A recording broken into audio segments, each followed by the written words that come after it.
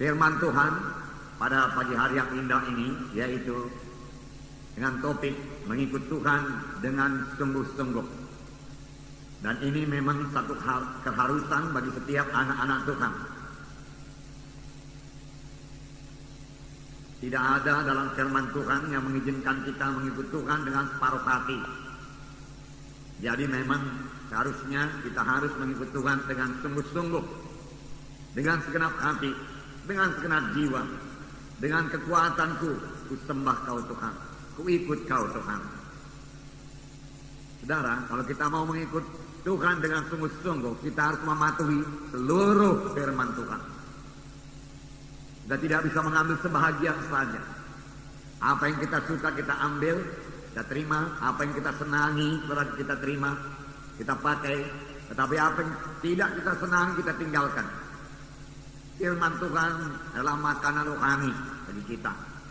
Tetapi bukan sebagaimana makanan badani, saudaraku, yang sudah pernah kita lihat, saudaraku, dalam pesta-pesta di mana satu meja panjang disediakan. Dan di atas meja panjang itu disediakan banyak makanan. Lalu kita pun datang dan memeriksa semua makanan itu. Lalu kita ambil makanan apa yang kita sukai. Lalu kita tinggalkan makanan apa yang kita tidak sukai. Saudaraku, bukan demikian dengan firman Tuhan. Kita harus menerima seluruh firman Tuhan. Apakah itu merupakan teguran kepada kita, larangan kepada kita, perintah kepada kita terima semua. Dan kita laksanakan dengan baik firman Tuhan tersebut, saudaraku. Saudara yang kekasih dalam nama Yesus, barulah kita boleh menerima janji-janji Tuhan. Nah, ada 4 perkara, saudaraku, dalam firman Tuhan yang harus kita perhatikan dan patuhi sungguh-sungguh. 4 perkara.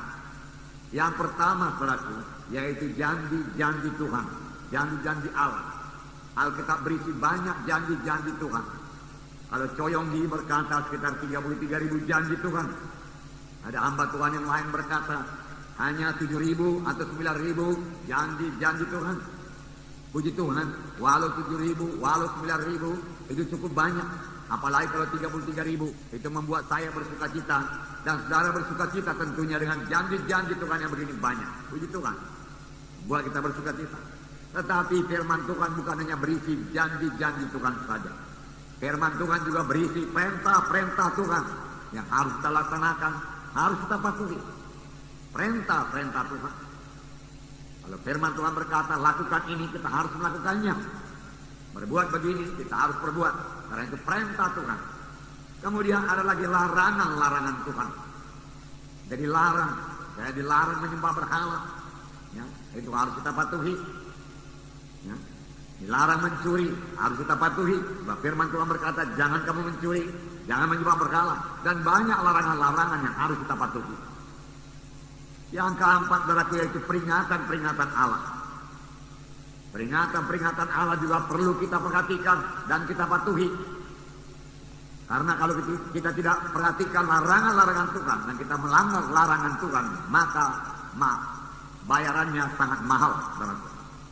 Nah, mari kita perhatikan yang pertama sekali, saudaraku, yaitu janji Allah. Janji Allah, begitu banyak janji Tuhan. Saya katakan tadi, saudaraku, ada yang mengatakan 33.000, ada yang mengatakan 9.000, ada yang mengatakan 7.000 janji-janji Tuhan. Haleluya. Saya memang belum pernah menghitungnya.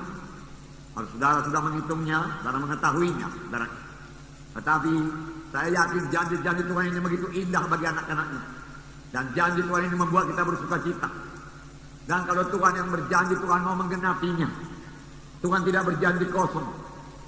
Dia tidak sebagaimana manusia pada umumnya.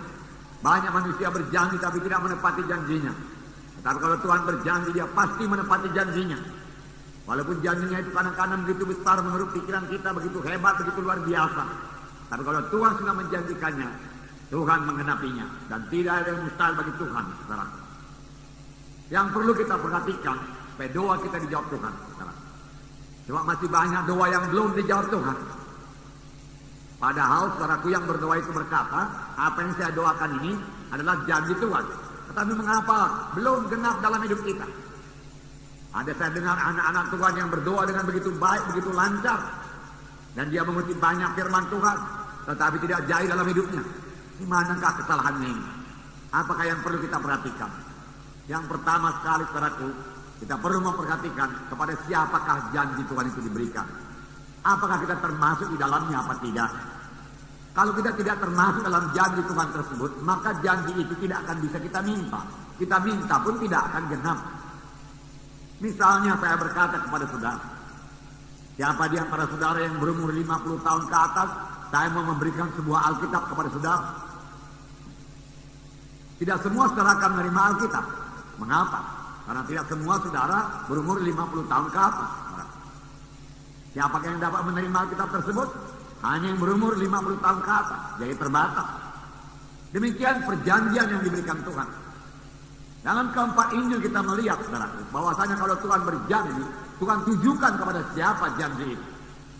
Dan biar saya katakan kepada saudara, kebanyakan janji Tuhan ditujukan Tuhan kepada murid-muridnya. Pada murid-muridnya. Ada yang berkata, saudaraku, dan dia menghitung, saudaraku, ayat-ayat yang diucapkan Tuhan Yesus. Saudara, ayat-ayat yang diucapkan Tuhan kepada murid-muridnya berjumlah 900 ayat lebih.